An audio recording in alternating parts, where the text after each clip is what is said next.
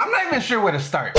Going on to day 2, and let's just give a quick recap of day 1. LeBron James starts off the season with a triple-double. The season where he says he's chasing a ghost that he's been chasing for a while. He starts off with a triple-double. We all know that ghost is MJ. He's chasing MJ's ghost. He wants to be known as the best player to ever play the game.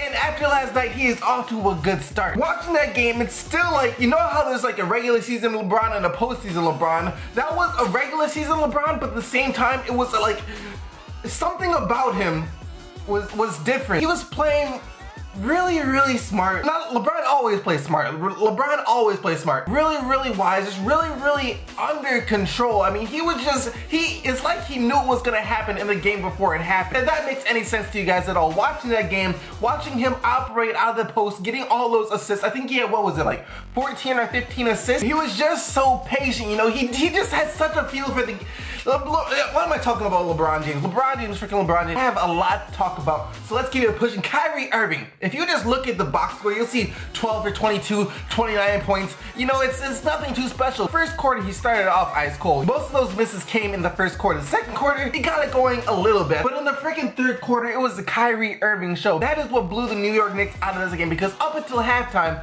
what was the score? Tied? I think the score was like tied at halftime or something like that. And then at the start of the third quarter, Kyrie Irving freaking takes over. He scores, I think, like 19 points in the third quarter. Doesn't play the fourth quarter. He finishes with 29 points. So Kyrie Irving has not...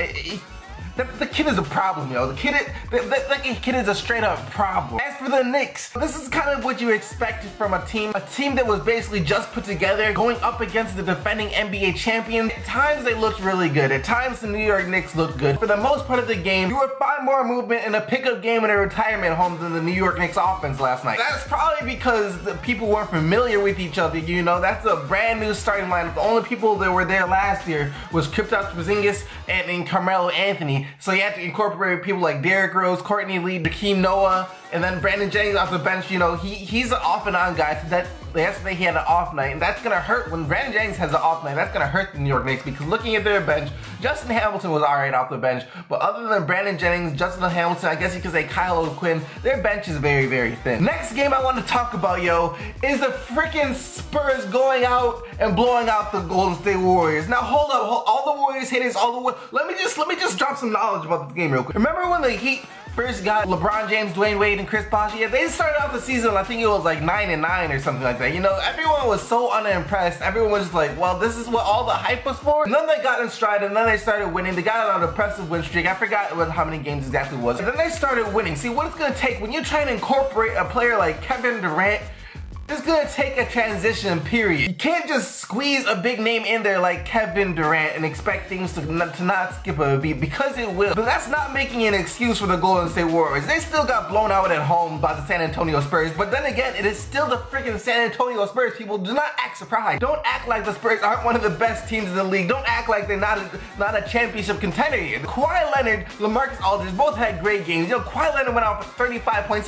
They couldn't stop Kawhi Leonard. He shot, I don't know how many freaking free throws this man shot. Let me see how much it was right now. It was 15. He shot 15 free throws and he made 15 free throws. That's a lot of free throws for Kawhi Leonard. Kawhi Leonard isn't someone that's known to be like James Harden, where he's taking 15 free throws a game. So maybe that's what he worked on this offseason. Maybe he's gonna be getting to the line more. Low key, he's probably watching some James Harden film over the offseason and learning how to get to the line, so he can, even when his shots not falling, because he didn't have like a great shooting night. I think it was like 50% from the field or something like that. He still found a way to get it done. He got to the free throw line, which is what great players do, even when their shot isn't on like automatic, even when they're not setting flames to the court from the field goals, they're still setting flames to the court somehow, and Kawhi Leonard found a way to do that, which is what great players do. But the guy I want to talk about, is the guy that I think is coming for Danny Green's starting position, Jonathan Simmons. That's a really good player. He is a really, let me, in case you ain't seen the game, let me just show you some things real quick. Let me just show you some things. Watch this. Watch the man work. Watch the man work for a minute here. Look at that. Look at those flames. Look at those flames. Good night, JaVale McGee. Good night, JaVale McGee. And it's not over. It's not over. It's not over. Watch this. Watch this real quick. Watch this. Watch this. Look at that. Freaking look at that. Jonathan Simmons. You guys want to remember that name. Jonathan, look at the face, remember the face, and remember the name. Guys, that guy is the real deal here. If I were Danny Green and I was watching that, I'd be thinking, dang, there goes my starting spot. If he keeps playing like that, there's no way he keeps coming off the bench because dang. But the best actual game of the night was obviously the Blazers Jazz because the other two were, were freaking blowout. Blazers Jazz game. Let me just start by saying this to Jazz fans. You guys should be really excited about this team this season. You guys were missing Derek Favors and of course you're missing your best player in Gordon Hayward. Jazz stayed in the game the entire time. You look at this like they lost by 9. No, it doesn't feel like they lost by 9. It feels like they lost by 1. They had the lead. I think it was like up until like the final 3 or 4 minutes of that game. Then Damian Lillard and CJ McCollum took over. But they had the lead up until the final 3 minutes of that game, missing those 2 players. The Utah Jazz, you guys should be really excited about this team this season. Yo, Rodney Hood is flames. Remember that. Rodney Hood is flames. Joe Johnson, we already know is flames. George Hill, the best point guard Utah has had in a long time, and he played like it. And the Jazz are gonna be a really scary team this season. I'm still not gonna put them in a championship contender team just because they don't even have enough playoff experience on that team yet. I guess you could say George Hill, Boris Diaw, and Joe Johnson have enough playoff experience to give to the young people, but the young people are what's gonna be needed here. You Jazz fans should be really super excited about this team this year. That was a great game, especially on the road. You're missing two great players, so you got Jazz fans should be really excited about that game. And then the Portland Trailblazers, it was funny. It was nice because I was watching the game and I started to hear some Damian Lillard MVP chants. That was nice to hear. Damian Lillard set fire to the court. He had 39 points. You had 39 points. No, not some light work.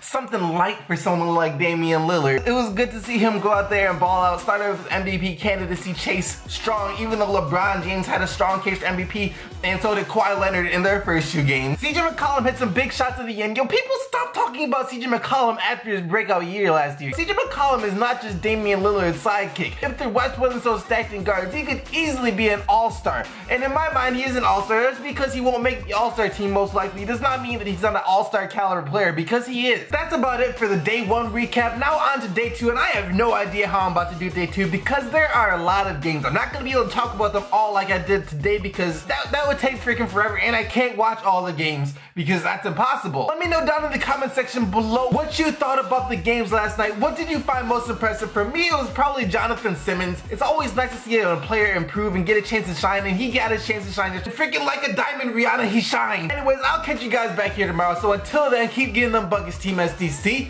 Peace!